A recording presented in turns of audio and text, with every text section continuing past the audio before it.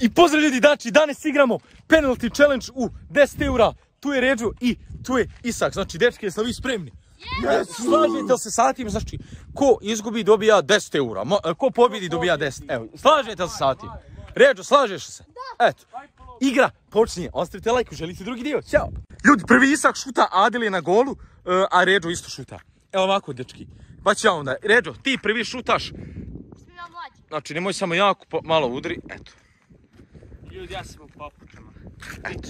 Ređo šuta, da vidimo da li će Ređo zabiti. I Ređo zabija, znači prolazi dalje. Sada je na Ređu Isak. Isak, što misliš da ćeš ti zabiti? Ja mislim da ću promašiti. Zato što imam papuče. Evo, znači Isak, ti sada ako promišljiš i ispadaš, smo razumio Isak. Dobro. Znači, da vidimo da li će Isak sada da zabije. Hajde Adle nago. Isak sada ako promišlji ispada, ako zabije prolazi dalje. Isak je promišljio, ljudi moji. What the fuck? Sada sam ja na redu. Hajde, Sad sam ja ljudi na redu, znači ja sad ako zabijem, idem ponovo sa Ređom, ako promišljim, znači Ređo pobjeđiva. I osvaja 10 eura. Znači ja i Isak moramo Ređu da 10 eura. Ljudi, gledajte papuča u čovjek. Profesionalni. Hajde.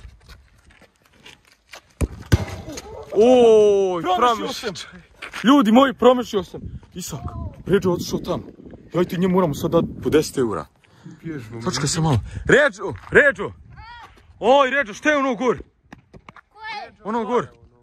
Ježi sam! Ježi, ja! Po 10 eura treba dati. Ostavite like ako želite drugi dio, ćao!